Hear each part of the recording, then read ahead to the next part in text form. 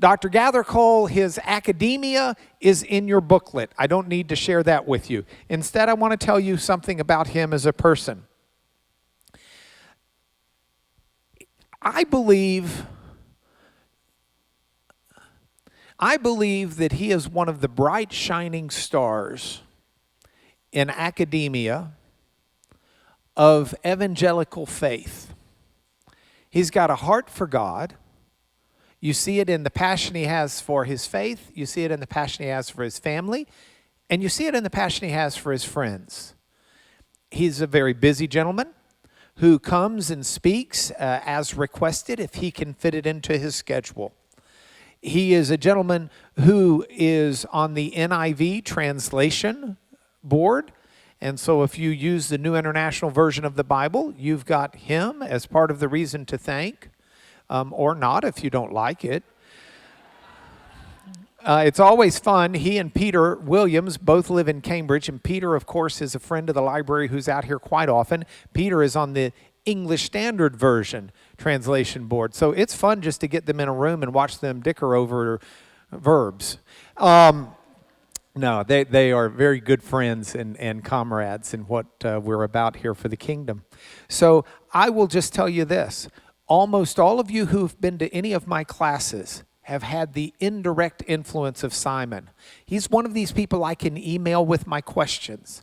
I can find myself in Cambridge, and he'll drop what he's doing to have breakfast with me and help me figure out how to best teach New Testament Greek in a life group setting. He's an amazing resource to us, even when he's not speaking for us. And so I want you to join me in thanking him for being here tonight, and listen with your open hearts.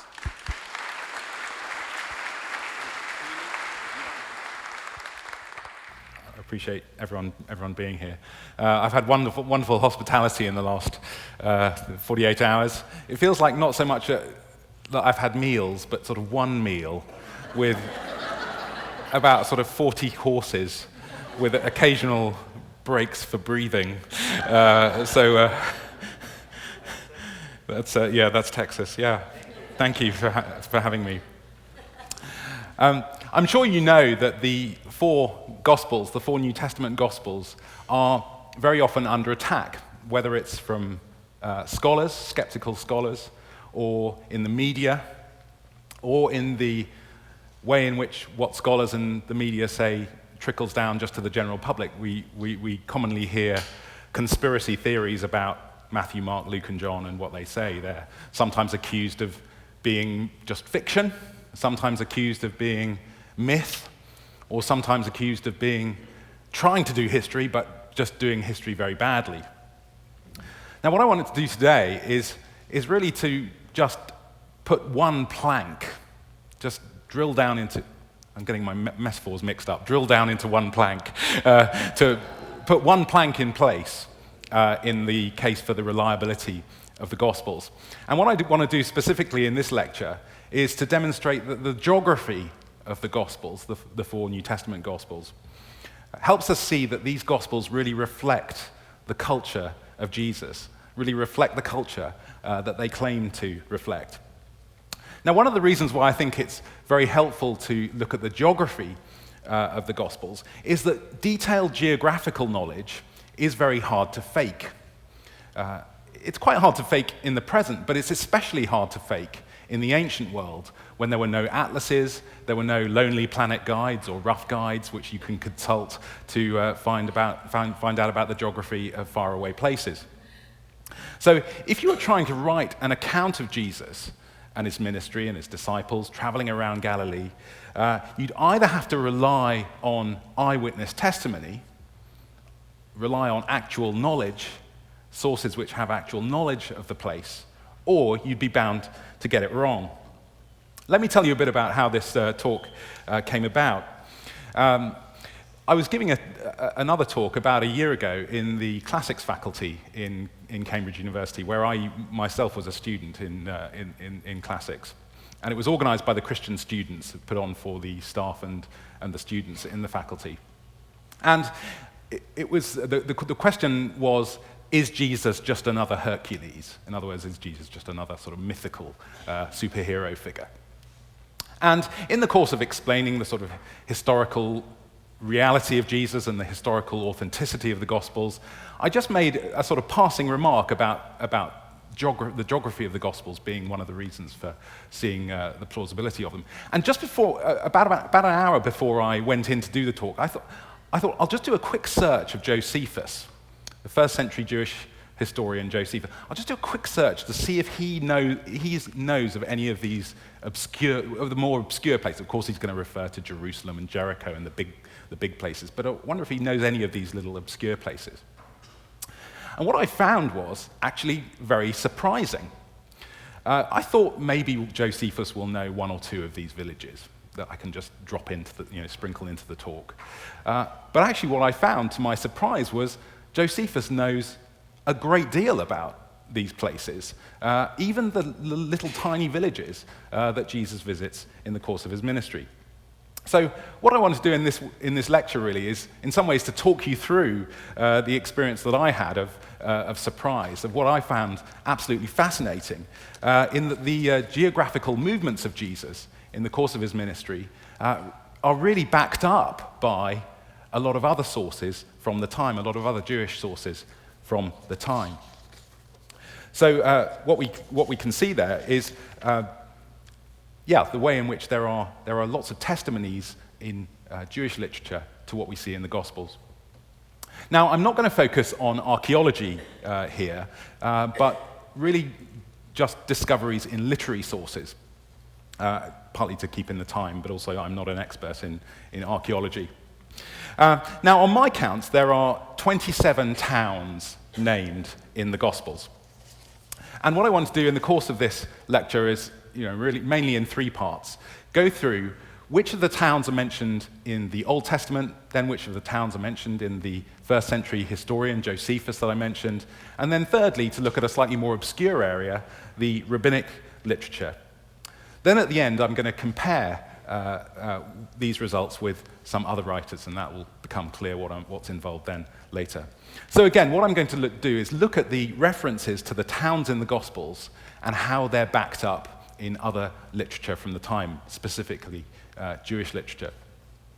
So first of all, Old Testament places. A number of the places in the Gospels, as we might expect and as we might know, are already known, already mentioned in the Old Testament. And some of these were actually major international cities. So, for example, Jerusalem. We know Jerusalem, of course, from the many, many places that it appears in the Old Testament. But it also appears in a kind of archive from Egypt from the second millennium, probably the 14th century BC, written in Akkadian mainly, and we see Jerusalem referred to as the town of Urushalim. And this correspondence, where we have this, is usually called the Amarna letters, or the Tel El Amarna letters. Now, in one of these letters, the chief of Jerusalem is a chap called Abdu Heba, and he's always worried about losing his territory. And so he writes to his sort of overlord, really, the Pharaoh of Egypt, begging him often to send archers to help recapture the territory or defend the territory that he's in danger of losing. So this is one example of this. So Abdu Heba writes as follows: "To the king, my lord, thus says Abdu Heba, thy servant, if this year there are archers, then the lands and the region will belong to the king, my lord. But if there are no archers, the lands and the regions will not belong to the king. Behold, this land of Urushalim, neither my father nor my mother gave it to me. The mighty arm of the king gave it to me." So you can see behind the rather parasitic language here that Jerusalem and the territory around it are sort of in the possession of this underlord, Abdu Heba, but who owes his authority really to the Pharaoh. Jerusalem is also mentioned a lot in classical sources, just giving you a selection here. And there's one particularly nice comment by Pliny the Elder. You may have noticed that his The date of his death is very specific there, the 25th of August, 79. Perhaps you know that. The reason that we know the precise date is because Pliny was killed in the eruption of Mount Vesuvius. And he commented that Jerusalem is by far the most famous city, not only of Judea, but of the whole of the East. And of course, we can still see Jerusalem today.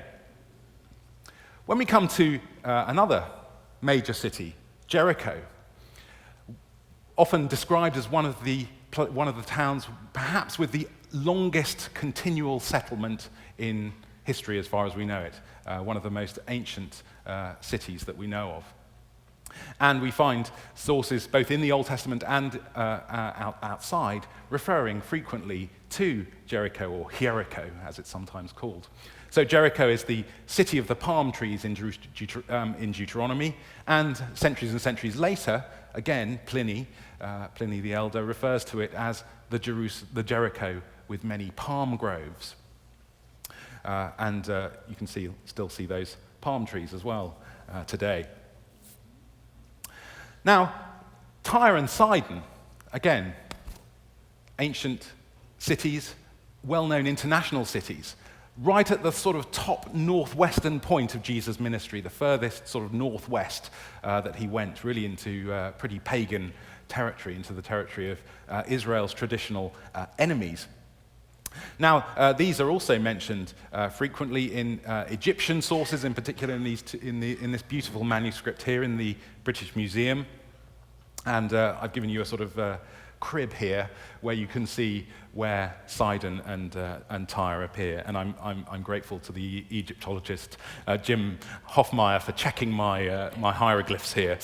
I wouldn't want to pretend to be an Egyptologist without getting someone to check it. Tyre and Sidon here appear in a list of places visited or claimed to be visited by an Egyptian traveller. Bethlehem, again, one of the most famous places in the Gospels, referred to in the Old Testament, where Rachel died and was buried. And it also appears in these Amarna letters, in these tablets from this archive, this Egyptian archive, where it's called Bit Lahmi, a town of the land of Jerusalem, as we know, a place very near to Jerusalem. Tyre and Sidon, by the way, also appear in these tablets. Now, here again, Abdu-Heber, remember the sort of underlord who owes his authority to the Pharaoh, is again anxious about losing his territory. Here we have it. To the king, my lord, say, now even a town of the land of Jerusalem, Bit Lahmi by name, a town belonging to the king, has gone over to the side of the people of Keilah. Let my king hearken to Abdu-Heber, thy servant, and let him send archers to recover the royal land for the king. So again, a similar desperate plea from Abdu-Heber again.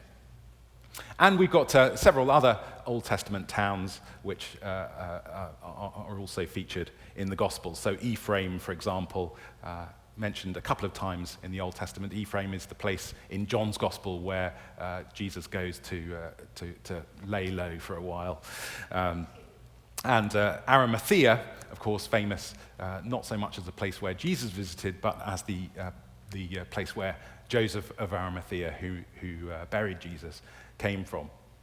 Now, Arimathea is a little bit unclear, but it can probably be identified with Ramah in the book of Samuel in particular, which has a lot of different spellings. It's either Ramah, or it's Harama, or it's Armathaim, or Haramathaim, or Haramatha. One of those places where you sort of slur the pronunciation when you name it. But you can see here the forms Armathaim and Haramathaim, very similar to the way it's written in the New Testament, Arimathea. So this first set of gospel places would have been known to Christians throughout Christian history, both from the Gospels and from the readings that they would have heard from the Old Testament as well.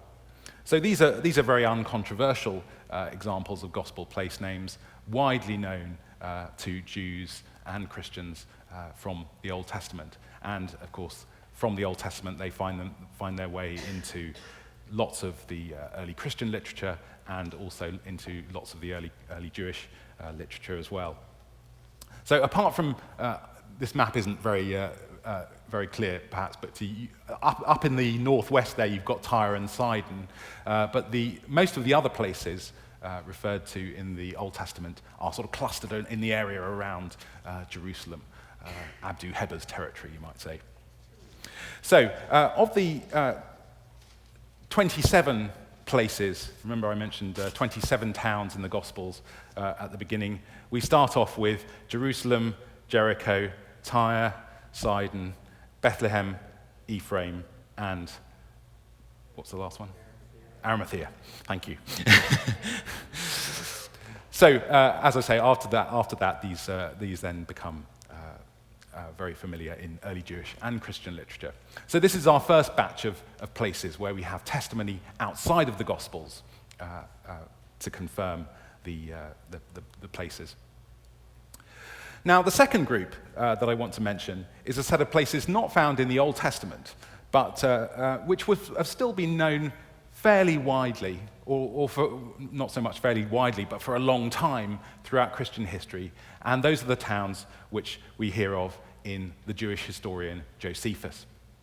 The Jewish historian Josephus wrote four works: a larger history of the Jews, a more compressed history of the Jewish war in the first century, and also a short book, an autobiography, and also a short defense of the Jewish people against some Egyptians who had made rude remarks about the Jews. And Josephus was particularly well placed, even though he was writing in Rome at the time. He was well placed to talk about the geography of Judea and Galilee, because he had been a general during the Jewish war and had moved around a great deal during that time.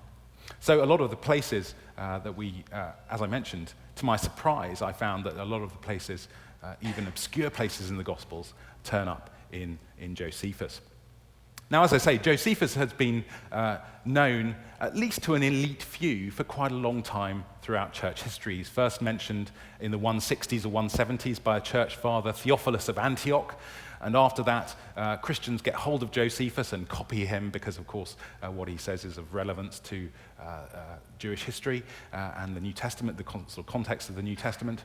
And so we have manuscripts of Josephus from the sort of 6th, 7th, 8th, 9th, 10th centuries up into the beginning of printing, copied by Christians and talked about by at least an elite few ecclesiastical scholars. So he's been known to a few at least. And Josephus gives us another 7 gospel place names. First of all, Cana. Now, of course, Cana has 2 claims to fame, now we know. First, of course, that it was the place where Jesus performed his first miracle, turning the water into wine, revealing his glory. But rather less importantly, perhaps, it was also, for a short time at least, the place where Josephus had his base of operations during the Jewish war, probably around 66, 67, towards the beginning of the war. And Josephus writes, when in the course of describing plots against him, one of the major themes of his autobiography is his rivalry between himself and someone else called John of Giscala. And he reports that at that time, his abode was in a village of Galilee, which is named Cana. So Josephus and John's Gospel agree on the location of Cana, not just on the bare place name, but on the location of Cana in Galilee. And this was certainly one which surprised me that it turned up in Josephus.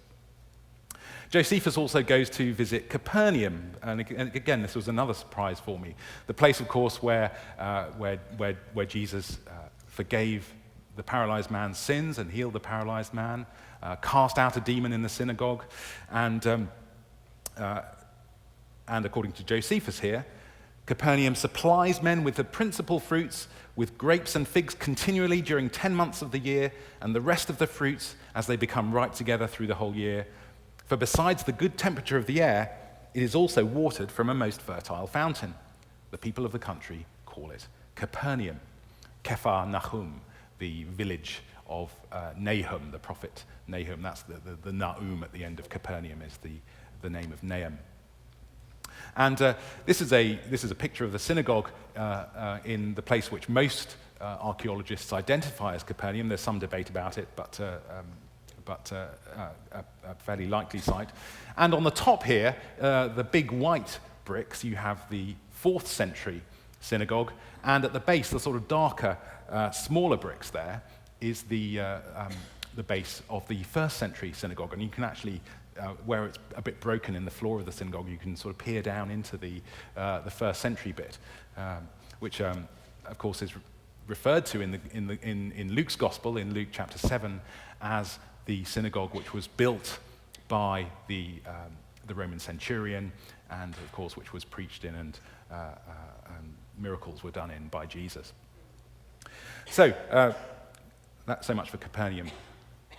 Gadara, the next place, is an important city, not one of these small little villages, but a major Greek city of the Decapolis, that confederation of 10 cities east of the Jordan, which were of such prominence. And Josephus is particularly interested in these places which are militarily significant. And so Gadara here is a prime example of that. Refers to it as Gadara, the metropolis of Perea, in other words, the other side of the Jordan, which was a place of strength. So less surprising that Gadara should turn up in Josephus as a major town. Now, I mentioned that Josephus is particularly interested in the political and military situation of Galilee in his time, of course, because of the revolt going on against the Romans. And so he mentions often political changes that take place in these cities. So he writes, for example, about the upgrading of a town called Panias. And he mentions that when Philip the Tetrarch, or Herod Philip as he's sometimes called, gets hold of Panias, and Herod Philip gives it a new name by calling it Caesarea, naming it after the emperor. When Philip also had built Panias, a city at the fountains of Jordan, he named it Caesarea. And these are the fountains of the Jordan, often thought to be where Caesarea Philippi is today. Now, elsewhere, Josephus calls it, in that second passage on the bottom there, he calls it explicitly Caesarea Philippi. And the Gospel writers and Acts as well call Caesarea Philippi to distinguish it from the much more famous Caesarea Maritima on the coast, which was a major city in the way that Caesarea Philippi wasn't really. Now, the first passage in Josephus that mentions Caesarea Philippi here goes on to talk about Bethsaida as well, of course. Remember the hometown of Philip, Andrew, and Simon, and of course the blind man who was healed there. Bethsaida is an interesting case. In the Gospels, Mark calls Bethsaida a village, whereas Matthew, Luke, and John call the same place, call Bethsaida a town or a city. Now, how can Mark call Bethsaida a village and Luke, Matthew, and John call Bethsaida a city? Well, Josephus provides one possible answer here. When Philip, who also had built Panias, a city at the fountains of Jordan, he called it Caesarea, we've just done that, he also advanced the village of Bethsaida, located at the lake of Gennesaret, to the dignity of a city, both by the number of inhabitants it contained and its other grandeur, and called it by the name Julias. So that provides one possible solution to why one of the Gospels refers to Bethsaida as a village and other Gospel writers refer to Bethsaida as a city, because it was both. It was first of all a village, but almost around exactly the same time as Jesus' ministry, it was elevated by Philip to the status there of a city. And of course, we can see that there's agreement between Josephus and the Gospels about the location of Bethsaida as well. He advanced the village of Bethsaida there, located at the lake of Gennesaret. Bethsaida located at the lake of Gennesaret. And lo and behold, who do we know of from Bethsaida? Andrew and Peter, who were fishermen, of course. from this hometown of Bethsaida.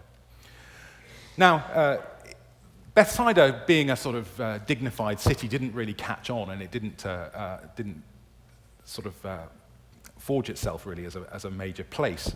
But one place which was very significant, which was built at around the same time and became the most important city in Galilee eventually, was Tiberias. It's actually, surprisingly, a fairly minor place in the Gospels, one where crowds come from to hear Jesus, but which Jesus himself doesn't actually visit. So we don't have reference to Jesus visiting the town of Tiberias. It's referred to, as I say, as a place where people come from to hear Jesus, and the Sea of Galilee is sometimes also called the Sea of Tiberias. But it's a very significant place. It's mentioned by pagan authors, Ptolemy and Pliny, as well as Josephus, and as a sign of its real Greek city status, it even had the authority, as you can see here, to mint its own coins. So that's what you've got there is Tib, and then Rias underneath. The first reference to Tiberias in Josephus is the place where he describes Herod Antipas's foundation of the town. And now Herod the Tetrarch, who was in great favor with Tiberias, built a city of the same name with him and called it Tiberias. He built it in the best part of Galilee at the lake of Gennesaret. There are warm baths at a little distance from it in a village called Emmaus. Now, of course, mentioning Emmaus leads us on to the question of the Emmaus, the road to Emmaus, where Jesus walked with his two friends after his resurrection, of course. But don't be misled, don't be deceived. This is not the same Emmaus, because, of course, this is an Emmaus in Galilee, near Tiberias. Now, it would have been a bit of a trek for the people to walk from Jerusalem to this Emmaus in a single day and back again on the third day. But we do have in Josephus reference to that other Emmaus near Jerusalem.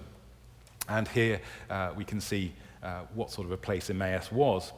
He, that's Vespasian, the Roman emperor at the time of the end of the Jewish war, founded no city in Judea, but reserved the country for himself nevertheless. However, he did assign a place for 800 men whom he had dismissed from his army, which he gave them to live in. It is called Emmaus and is 30 stades from Jerusalem.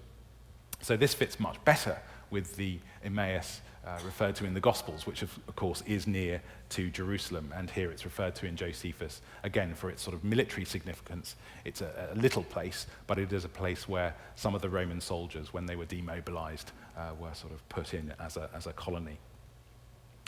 So that's our batch of towns referred to in the Gospels, backed up by Josephus outside of the Gospels there. In some cases, of course, as we've seen, not just the bare names, but geographical and information about their status as well. So Josephus, in addition to and of course Josephus here, we can see gives us a lot of information about Galilean places because that's where he was positioned during the Jewish revolt. So in addition to the places that we've already had from the Old Testament, we have an extra 1, 2, 3, 4, 5, 6, 7. There. So the table is filling up a little bit. Now, moving on from Josephus, we've got further evidence for gospel places in a rather more obscure branch of literature in the ancient rabbis. Here we are. Sorry. There we are. And unlike the Old Testament and Josephus, the ancient rabbis have really been only very little known to Christians down the ages. Very few, even of the most learned ecclesiastical scholars, knew anything at all about even biblical Hebrew, let alone being able to read the rabbis. It was even in some circles rather frowned upon to learn Hebrew in the Middle Ages. Some people thought, I can see a Hebrew scholar laughing at this. One ecclesiastical dignitary, for example, said, well, I suppose you could learn Hebrew. It might be harmless, I suppose. But others said, well, St. Augustine didn't know any Hebrew. It didn't do him any harm, so why bother? These are the kinds of remarks that were often made about learning Hebrew.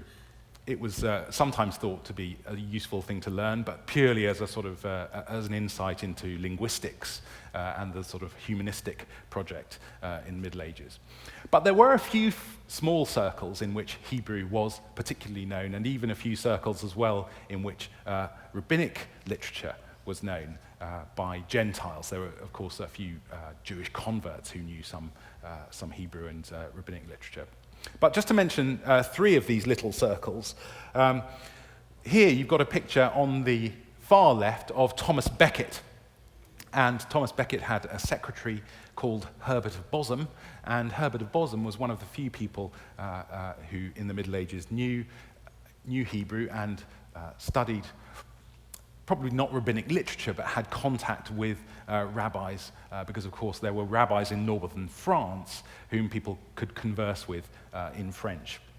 And so there was a circle of Herbert of Bosham and a few people from an abbey in northern France, Andrew and Richard of St. Victor, Hugh of St. Victor, who were to some degree familiar with what was going on in rabbinic discussions of the Bible as well.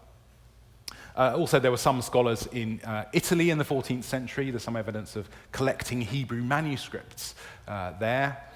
But probably the most sort of notorious and perhaps the most learned people in Hebrew were actually a commission set up in 1250 where the church chose a few, I think it was sort of 10 or 20 intelligent scholars to go and learn Oriental languages in order to engage in debate and refutation of Jewish theology. One of the things they did then was to write enormous great books, trying to argue, for example, that the Talmud, the Jewish literature itself, proves that Jesus was really the Messiah. One of the other tasks, more unsavory tasks in which these scholars were engaged, was in the censoring of manuscripts of the Talmud. And here you've got a page of the Jewish Talmud where you can see that certain sections of it have been rubbed out because of their sort of anti-Christian or suspected anti-Christian tendencies. And one particular member of this commission, a person called Raymond Martini, wrote a book called The Dagger of Faith. Now, The Dagger of Faith was an enormous, great encyclopedic work, quoting vast tracts of rabbinic Hebrew. He obviously really knew his stuff. He'd read pretty much everything he could get his hands on and understood it as well. And he was one of those people who tried to argue from Jewish literature itself, from the rabbis themselves, that this rabbinic literature really did indirectly prove that Jesus was the Messiah. But it was an enormous great book. It was only a few copies were made. It was so difficult for most people to read that it didn't really make much of an impact, although it did later when it was printed. Now, so as a result of this, there was very little known by Christians about any rabbinic literature. The real watershed for knowledge of the literature of the Jews by Christians came with the advent of printing. And so the first printing of the Hebrew Bible with rabbinic commentaries, the commentaries of the rabbis around it, came in 1516, 1517, very soon after the beginning of serious printing, printed by a Christian printer, Bomberg. And the first edition of the Babylonian Talmud, enormous great sort of collection of Jewish law, which I'll come back to in a moment, was printed between 1520 and 1523. And after these initial publications, because these were then distributed, of course, into lots of libraries, then Christian scholars were able to get to work and really study these texts. And the most important figure in the study of these texts at the beginning was a chap called John Lightfoot, who was master of St. Catherine's College in Cambridge in the 17th century. And this Lightfoot, of course, not to be confused, you may have come across a J.B. Lightfoot, who was also a great hero of Christian scholarship in the 19th century. This is a different John Lightfoot, not Joseph Lightfoot.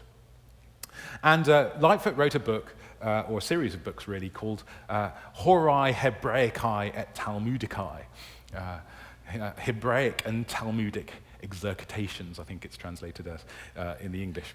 And this was a great, vast work of massive learning, harvesting all the material that he could get his hands on at the time in Jewish literature and relating it to the Gospels. And some of what he does in this book concerns place names. So, for example, our first place name, Bethphage, which is on the Mount of Olives, not at the moment, but it used to be. Here, Lightfoot says, there is very frequent mention of this place in the Talmudists. So he then proceeds to enumerate some of the places. And one of the places that he mentions is from the Mishnah. Now, the Mishnah is the first sort of great foundational work of rabbinic law, which is then built on later. And at one point, the Mishnah deals with different interpretations of the showbread and the 2 loaves of bread, which are prescribed in Leviticus 23 and 24. I won't go into the great detail here. But the question here concerns where you can make the bread. So, first of all, we've got the general view, the standard view, after which we have 2 minority reports. The general view, the 2 loaves and the showbread were alike in that they were kneaded and rolled outside the temple court, but baked inside. Rabbi Judah, so the first minority report, which is a more strict view, Rabbi Judah says, no, they were wholly prepared inside the temple court. Then we get a sort of liberal view, if you will, the very sort of lenient view. Rabbi Simeon. It was always the custom, he says, it was always the custom to say the 2 loaves and the showbread were valid whether they were made in the temple court or in Bethphage. Now, Bethphage is just outside not just the temple court, but just outside the city limit itself. And so this is a rather generous ruling in saying that you could make the bread even as far away as Bethphage, although not that far away, of course. It's only a very short distance away from the city. So Rabbi Simeon is making the generous ruling here. Now, just before the discussion of this in the Mishnah, we have a discussion of where the first fruits of the harvest can come from. Remember, the first fruits have to be offered as soon as they arrive, first on the day that they arrive in the temple. And the Mishnah says that ideally this should come from very near Jerusalem, presumably because it would sort of go a bit sort of bad if it came from too far away. It still needs to be sort of fresh on arrival in Jerusalem. But that's not always possible. It's not always possible that they can come from very nearby. So this is what the ruling is about that. The best fulfillment of the commandment of the Omer, that's the first fruits, the best fulfillment of of presenting this grain in the temple is that it should come from a nearby place, a nearby land. But if the areas close to Jerusalem were not ripe yet, then they could bring them from any place. It once happened that it came from Gagot Srifin, and the 2 loaves came from the valley of Ein Socha or Ein Sukkah. Now, why am I telling you all this? Well, the answer is because Ein Sukkah is almost certainly the Sychar of the Gospels, the place where Jesus meets the Samaritan woman in John's Gospel. Ein Sukkah means the well or fountain or spring of Sukkah. And Sukkah is the Greek spelling of what we have in our translations as Sychar. And of course, Sychar in the Gospels is a place where there is a spring, Jacob's well. So that's why it's pretty likely, I think, that Ein Sukkah is the Sychar of the Gospels. And it's implied here, of course, that this is a place a fair distance away from Jerusalem, somewhere where, in extreme case, you could bring the grain from. And of course, we know from John's Gospel that Sychar is a Samaritan city, so it's a good distance away from here. So, in this first great body of Jewish legal literature, we have references to Bethphage and Sychar. On top of the Mishnah, we then have the next great sort of story, the next story with an E, the next great layer of rabbinic law, the Tosefta, literally the additions, as it means. Now, the Tosefta tells us, for example, that there was not just a lake called Gennesaret, but actually a town called Gennesaret as well, a place where Jesus and his disciples land after Jesus has walked on the water. So I want to go into one of the places where Gennesaret is mentioned in the Tosefta, but I need to do a bit of explaining first. According to Jewish law, one of the things that counted as work on the Sabbath, in other words, work that you're not allowed to do on the Sabbath, was moving something from one domain into another. So, for example, moving something out of your house from your house out into the public domain, or out of your house into someone else's house. So this is a slight inconvenience, of course. So in the passage that I'm going to mention, the Tosefta here, one Rabbi Judah, sets his fine legal mind to try and get around this problem. Of course, that's what lawyers do, try and get around the law. So he tries to figure out a way of enabling you to move something from one domain into another without breaking the Sabbath.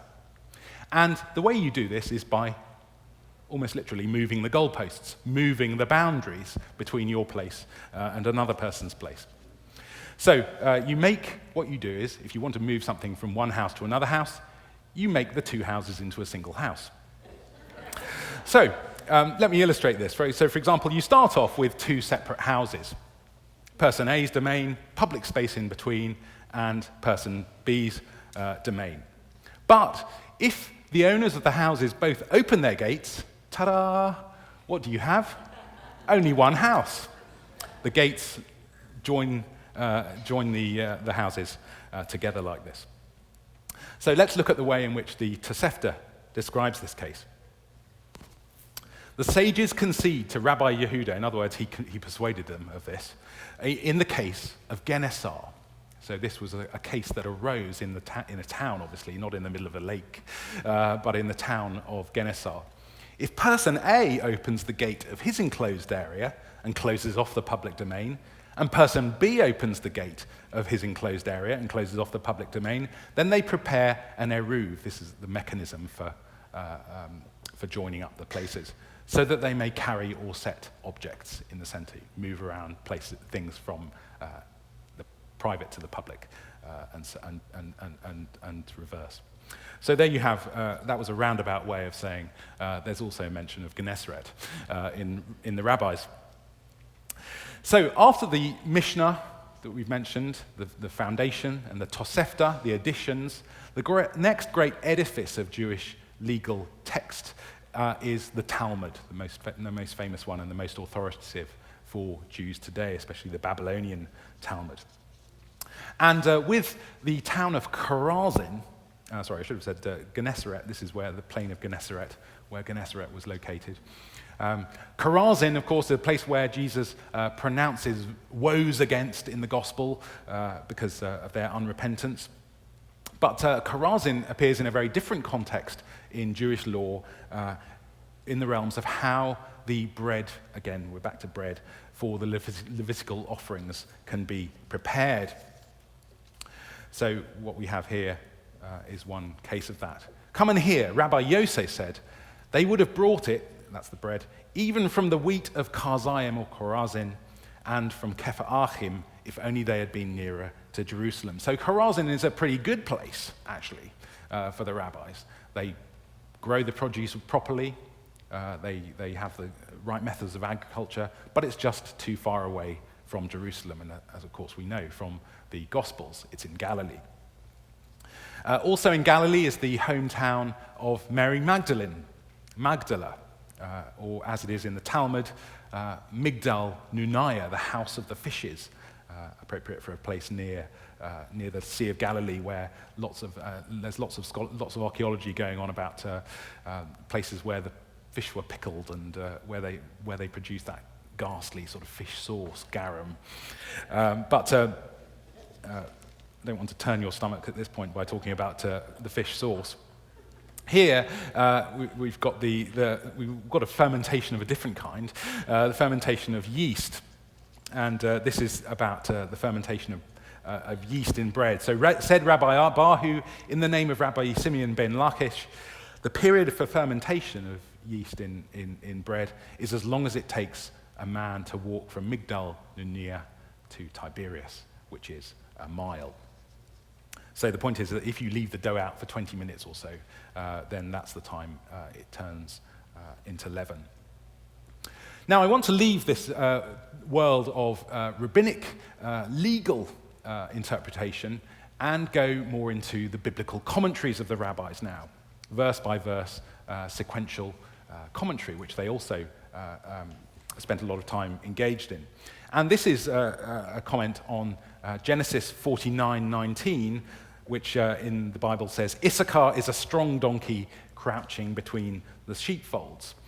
And this is the interpretation of Issachar is a strong donkey crouching between the sheepfolds, and the following verse as well. Like a donkey, Issachar is a strong donkey. Like a donkey is lower on both sides, but is upraised in the middle, so there is in Issachar a valley on both sides, and in the middle, mountains. Rather clever. What about crouching between the sheepfolds? This refers to the two valleys. And he saw that rest was good. This is going on into the next verse, verse 15. Where the rest was good, this is Tinam, and where the land was pleasant, this is Naim. Now, Naim is described as the pleasant place, to play on the Hebrew word Na'amah and Naim. Now, this is, of course, as we commonly find, variation between M and N at the end of Hebrew words and Hebrew place names. This is the town of Nain from the Gospels. From the great commentary, Genesis, Rabbah means the great commentary on Genesis, the sort of ICC of the ancient world, or the word biblical commentary. But in addition to these great commentaries, there were also little commentaries, a sort of Bible Speaks Today sort of brief version. And this next extract is from one of these little commentaries, and a commentary on the Song of Songs. Rabbi Nehemiah said, when the Holy One, blessed be he, very common idiom in the Talmud, the Holy One, blessed be he, shows Israel the grave of Gog and Magog, and behold, the feet of the Shekinah will be upon the Mount of Olives, and the grave of Gog and Magog will be open from the south of the Kidron Valley to Gegeshta on the east of the Sea of Tiberias. Now, Gegeshta, or as we know of it in the Gospels, Gergesa, again, it's common to have this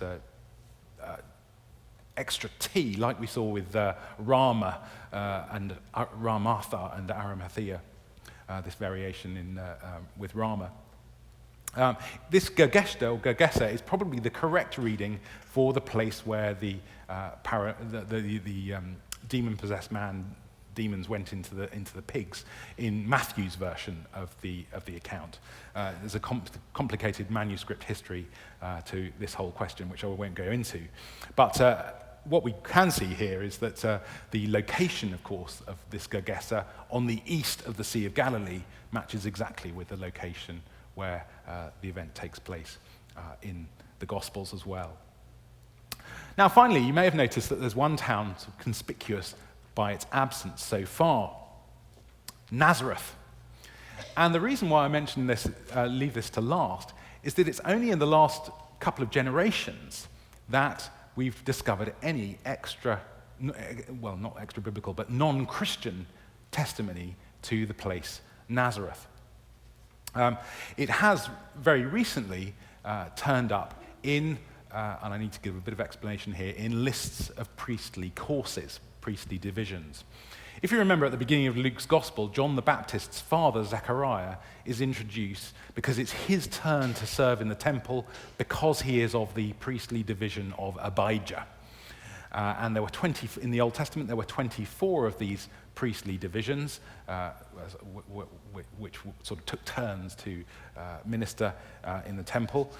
And at some point, this lasted for a long time, and at some point, perhaps after one of the Jewish revolts, perhaps the revolt in 70, that ended in 70, or perhaps one of the two revolts in the early 2nd century, after one of these crises probably, priests moved to Galilee.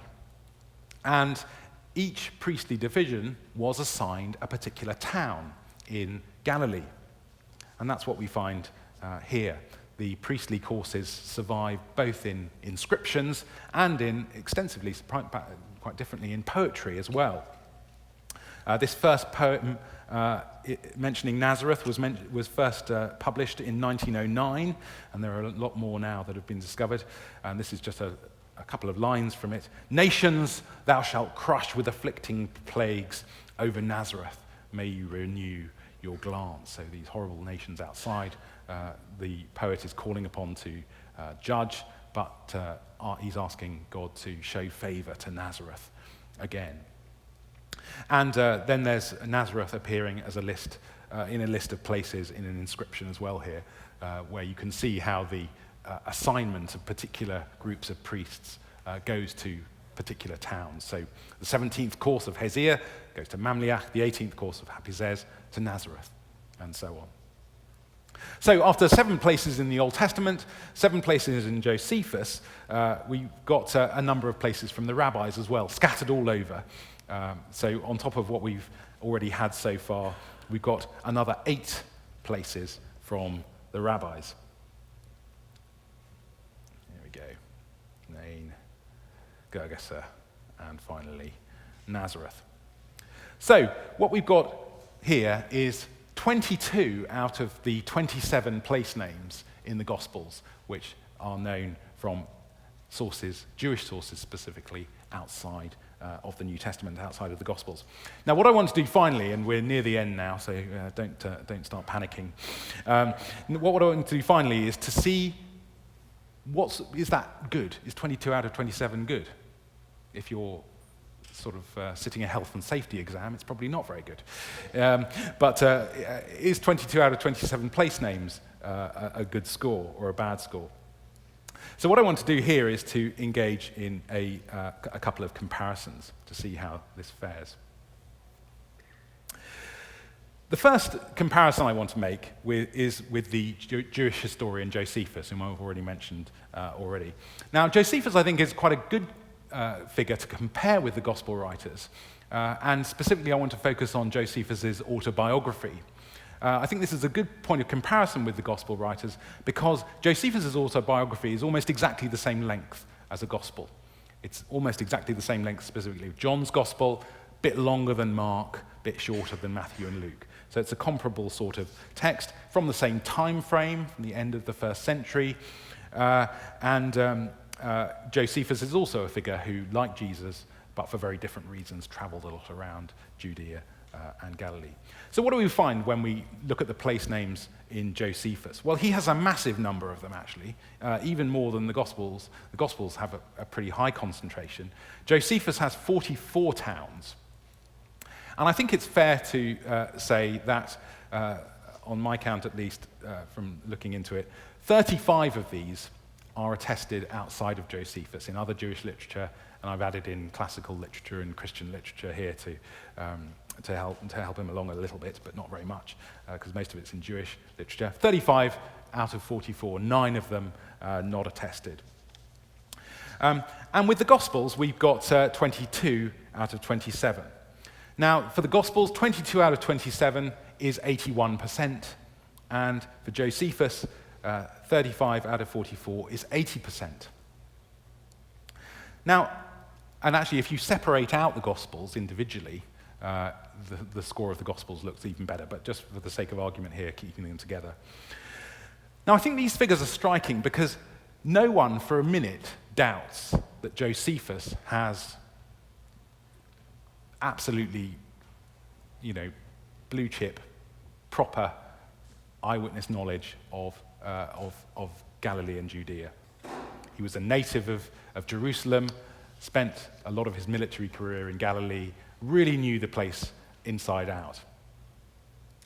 So what we can see here is the Gospel writers fare just as well as this person whom we know really knew his geographical stuff.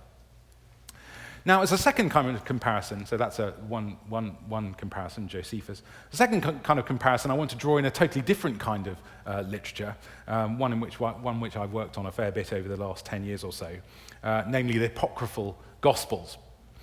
So I think one of the things we notice, two things really we notice when we compare the New Testament Gospels, Matthew, Mark, and Luke, and John, with the apocryphal, non-canonical Gospels outside of the New Testament, we notice two ways in which they differ.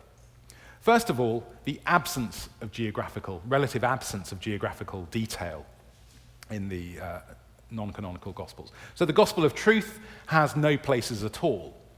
The Gospel of Mary doesn't really either, because but I don't want to sort of stress that too much, because the Gospel of Mary is very fragmentary, and so it may have had some places mentioned in the bits we don't have anymore. The Gospel of Judas and the Gospel of Thomas have two places, the world and Judea. So not actually any towns, but the Gospel of Philip does have the world, but also Jerusalem, and a possible reference to Nazareth, but it's not clear that it's being treated as a place name exactly. So, as I think you can see here, it's not exactly pinpoint geographical accuracy that we're dealing with in the cases of these apocryphal Gospels outside of the New Testament. The second thing that we often find in these apocryphal Gospels is where we do have geographical detail, that they often make a bit of a hash of it. So, to give you some cases here, the Sophia of Jesus Christ, which is often referred to as a gospel or a gospel-like text, refers to the Mount of Olives being in Galilee. Now, that's about 70 miles out, because the Mount of Olives, of course, is next to Jerusalem, and Galilee is a fair way north. In the infancy Gospel of Thomas, we have a similar mistake, a reference to the region of Bethlehem in the town of Nazareth. So again, a kind of a muddling of Galilee and Judea, a muddling of the north and south, and sort of conflating them all into one place regarding Jesus was sort of born in Bethlehem but from Nazareth, therefore they must be sort of next door to each other or one part of the other. The Gospel of Barnabas, a medieval Islamic forgery of a gospel, has Jesus, this is my favorite actually, Jesus sailing to Nazareth. Now Nazareth it's a bit like sort of talking about sailing from London to, I don't know, Kansas City, I suppose. Nazareth is inland. You can't sail there very easily. That's why Switzerland doesn't have a fleet. And finally, the Gospel of Philip has an extensive discussion of the temple. Gospel of Philip says the following: there were 3 buildings specifically for sacrifice in Jerusalem. The one facing east was called the Holy, another facing south was called the Holy of the Holy, the third facing east was called the Holy of Holies, the place where only the high priest enters. Now, all this stuff about different buildings facing east, south, and west is pretty bonkers, really. And as one of the most sort of sympathetic commentators on the Gospel of Philip mentions, and this is someone who actually was really a bit of a proper Gnostic, really loved the Gnostic literature.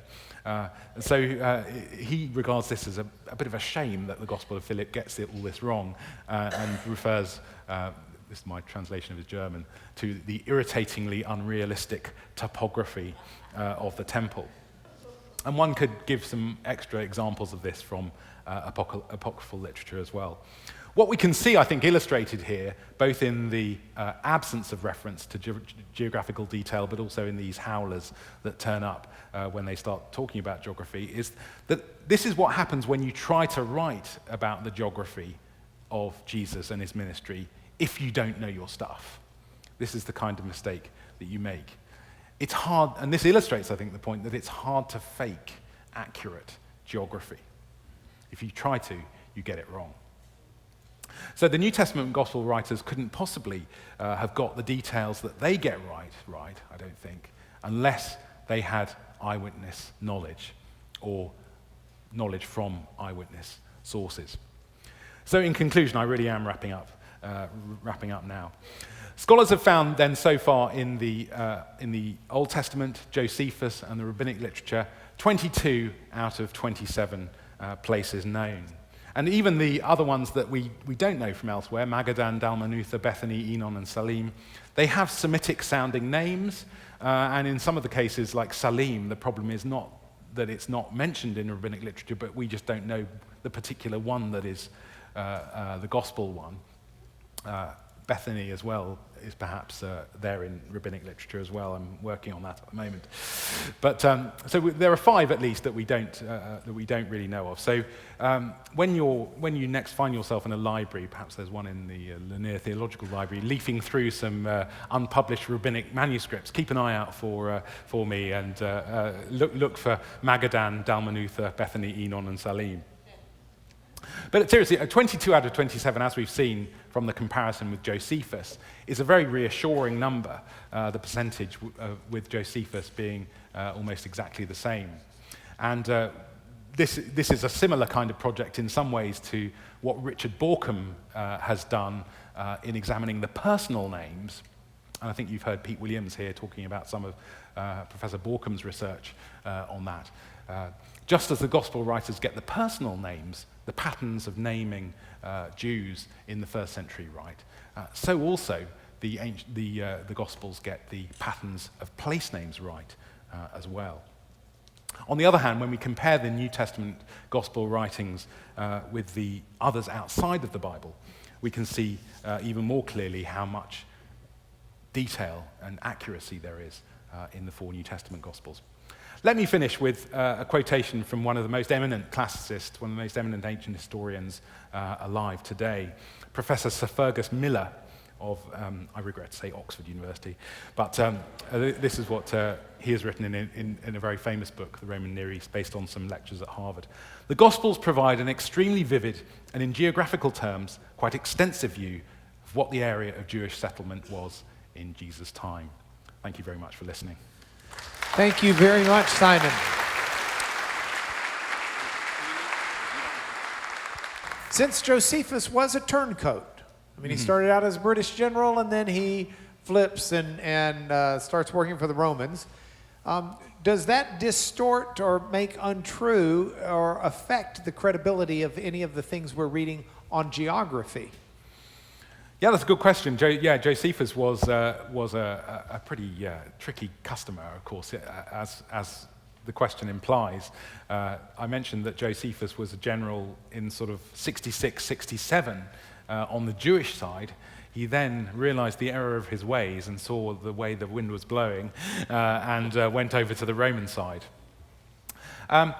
I think in Josephus's writing, certainly he highlights particular geographical locations for particular reasons, and sometimes he makes exaggerations about the populations of towns that he was in charge of, and is rather sort of mean-minded about the towns that John of Giscala is in charge of. But I don't think he sort of invents place names or anything like that. I don't think any scholars would really think that he sort of invents things out of whole cloth. All right. While we're on the subject then of Josephus, some astute Road to Emmaus Bible scholar out there wrote, Josephus says Emmaus is 30 stadia from Jerusalem. Luke 24:13 gives it 60 stadia. Mm-hmm. Well spotted. Some Alexandrian texts say 160 stadia. Uh-huh. What do you make of all of that? That's a good question. I think the 160 stadia is easy to deal with. The reason for some manuscripts having 160 stadia was that there was a much more famous Emmaus quite a bit further away from Jerusalem, what's known as Emmaus Nicopolis. This was a major city, and so this was a city much better known to scribes, and so some scribes made the unhelpful correction by making Emmaus further away than it actually is. The Emmaus referred to in the Gospels is somewhere where Jesus and the two disciples can get to from Jerusalem and back to Jerusalem in a night. Now, 160 stadia is 20 miles. So you can't really do that very easily in the night. Whereas the 30 or 60 actually for Josephus is not that bad. Sometimes Josephus himself varies quite considerably. And of course, there's a difference between, there are different routes that one could take from Emmaus to Jerusalem. So I think it's not too easy to explain a discrepancy between what was sort of, I guess, about 3.5 miles and 7 miles. Okay, do you feel the real value in establishing the geographical existence of these places also supports the truth of Jesus' humanity? Places exist in time and space, and God, in his own time, chose to join man, the crown of his creation, as one of us. Therefore, we can say these places exist in history, and so does Jesus Christ. Yeah, that's a very helpful point, I think, that we have in the incarnation Jesus not just becoming a human being, but specifically becoming a Jewish human being, and the revelation of God is not sort of something that just happens to all of us in our hearts, but the revelation of God is supremely revealed in a particular time and a particular space in Jesus' incarnation, workings of miracles, teaching, and death and resurrection. Yeah, thank you. That's a helpful point. Okay, at the end of Mark 4, Jesus is at the Lake of Gennesaret. Mm-hmm. In Mark 5:1, he's in Gerasa. Did Mark not do the geography of Palestine? Does Matthew correct this city name from Mark? He's teaching beside the lake at the beginning of Mark 4. And then at the end of Mark 4, he says, let's go over to the other side. And so there's of course the calming of the storm that takes place while they're going over to the other side. But then eventually they get to the other side, to the country of the Gerasenes, to the east part, the eastern shore. Now, when we think of going across to the other side, we've got our nice map. And so we think of going from one side to another as going from the west, say Tiberias, to the east, where Gerasa or Gergesa or Gadara is. So we naturally think of east-west travel to going there with the other side. But I think what we have here is actually going from the north to the east. And for the mental geography of the fishermen, of course, many of the disciples were from the north. To them, going to the area on the east side, around where you can see Gergesa there, is just as much going across to the other side as it would be if you were going from the west side of the shore. So we've got to bear in mind the sort of mental geography of the fishermen who's, and I think it's very much sort of Jesus' outlook as well. The outlook of the Gospels is very much a Sea of Galilee outlook from the north.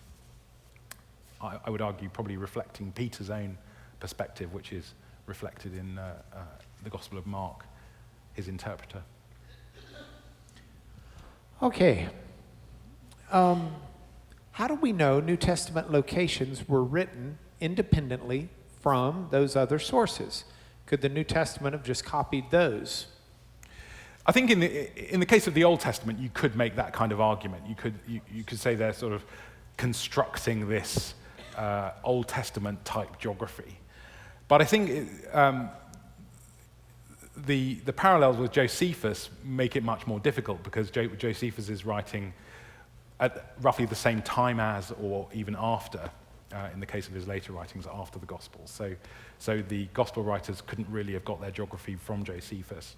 And in the case of the Rabbinic literature, it's even more difficult, because the first wave of Rabbinic literature that I mentioned, the Mishnah, comes from AD 200, Tosefta in sort of 300 or 400, the Talmud in 400 or 500. So in the case of Josephus and the rabbis, the literature is much later than the Gospels. Are none of the manuscripts Lightfoot used available, and is that why we use his work, Lightfoot's work? Lightfoot mainly relied on printed editions rather than manuscripts, and those printed editions still survive today. They're in the Cambridge University Library, so you can Come and look at them. Yeah. Loysden was a scholar who edited the Talmud, for example. Those are the editions that Lightfoot. Yeah, just so we're clear, Cambridge has borrowed our copies. They are on loan, and you can go see them there. Why do you think none of the Gospels mention the Roman city Sepphoris?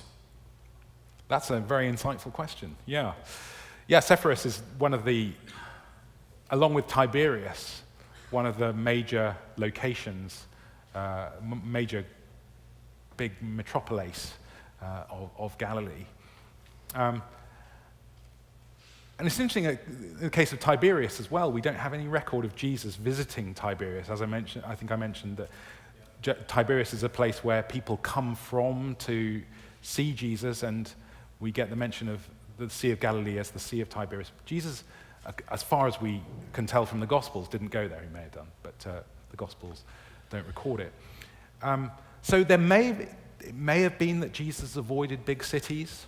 I don't know. It's not quite the case that he was a sort of rural country bumpkin, because he does visit significant towns as well. But it's a very good question. Yeah. Okay, a couple of more. We've got a little bit more time. Did Joseph and Jesus ever travel out of the Holy Land? Joseph and Jesus. What it said. I'm just reading the question. Well, Joseph of Arimathea, of course, went to live in the south of France after, as we know from the Holy Blood and the Holy Grail. And yeah. I had great fun. And if we read the Book of Mormon, I had great fun watching a TV program with my 11-year-old daughter about how Jesus went to England, of course, where he learned many of his miraculous powers from the Druids there. But I think Jesus visited Tyre and Sidon, which is sort of outside the Holy Land proper. So, are you an advocate? This is a Lanier question. Did Jesus speak Greek? Oh, he might well have done. Yeah. Well, yeah. Okay. But there's a scholastic debate of sorts. Yeah. Where do you land on that debate? Well, I think there's speaking Greek and speaking Greek, isn't there? I mean, there's what you might call, and this might be sort of a rather sort of politically incorrect thing to say. There's sort of taxi driver Greek, isn't there? Where you know enough Greek to get by for your particular purposes. And so Jesus might well have had that kind of working knowledge of Greek, where he could order a meal in a restaurant. Peter Williams believes Jesus may have done his Beatitudes in Greek. Yeah, I can see why he might think that. Yeah. Okay. We need to have Peter and Simon here at the same time to debate the merits of their views. Relating this to Acts, how does the mention of geographical locations and the geographical detail in canonical Acts compare with non-canonical Acts literature, if you've done such a search? Oh, that's a good question. I haven't actually. I haven't compared That's for next year. Acts with non-canonical Acts. I think actually the non-canonical Acts probably have more place names than the non-canonical Gospels do, because there's a lot of traveling around in non-canonical How did you go Acts. about your research of the names of cities from the Gospels? I sort of burrowed around, really. That's what I sort of tend to do, just sort of sniff around in a few manuscripts and printed editions. And yeah, Is the New Testament Tyre the same as mentioned in Ezekiel 27? Yes. We're in the lightning round. Some secular scholars deny the historical accuracy of Josephus. How would you respond to their arguments? I think when they talk about the historical accuracy of Josephus, I mean, certainly Josephus is not, inerrant, and Josephus often gets things confused and also manipulates information. I go back to what I said about the place names, though. He certainly doesn't invent place names. He might exaggerate the populations, and at one point he says there are 204 towns in Galilee with more than 20,000 inhabitants. That's probably a bit rich, but in the main he's accurate. Okay. One quick atonement question, and then I've got a couple here that I haven't had time to ask, and I apologize to the people who wrote them out, but I'm running out of time, and I want to ask one atonement question. This is like a softball. Please explain Isaiah 53. Oh, wow. And I will tell everyone that it's painted in that vignette that on the arch closest to me, down above the window there. The double-framed vignette is an Isaiah 53 painting. Okay, go ahead. Okay. I'll say two things. First of all, Isaiah 53 in itself is a kind of literary... Isaiah. Sorry. I'm sorry. I used to have a little teddy bear, actually, that had a wonky face, and I called him Isaiah because one eye was higher than the other.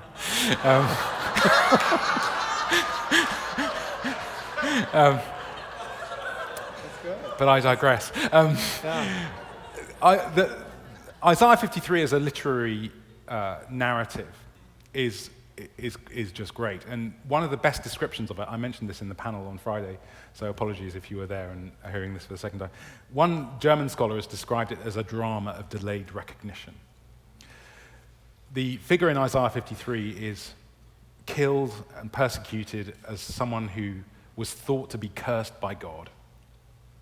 But then later, the people in the narration realize their mistake, realize their error, and realize that actually the one that we thought was cursed and punished by God was actually our liberator. He was bruised for our transgressions. And not only was this death something which was unjust, but in some mysterious way led to the redemption of the people as well. And I think that alternation, secondly, the alternation that you have in Isaiah 53 between the he and us, he was bruised for our iniquities, he bore our iniquities, is something that we find coming into the New Testament as the one place really in the Old Testament where one person dies on behalf of another. Most of the time in the Old Testament, you're not allowed to have one person die for another, but this is the sort of